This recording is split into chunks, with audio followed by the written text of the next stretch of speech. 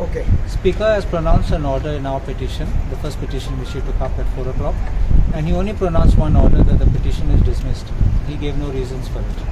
He said the reasons will be given in the judgment which will be pronounced, will be written later with some corrections. Petition dismiss केली.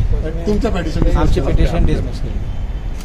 So when आणि he reasons काय सांगलो ना, तर reason judgment असतं. Copy return जजमेंटन तर म्हणला correction जातले म्हणून जजमेंट आनी तेज्या करेक्शन करतरी आमकां कॉपी दितलो end supreme court may probably tell us we can go also before the high court, why should we come here? So whether we should go here or whether we should go there, we'll examine it, but right now it's too premature to make a statement where we will go, if we go.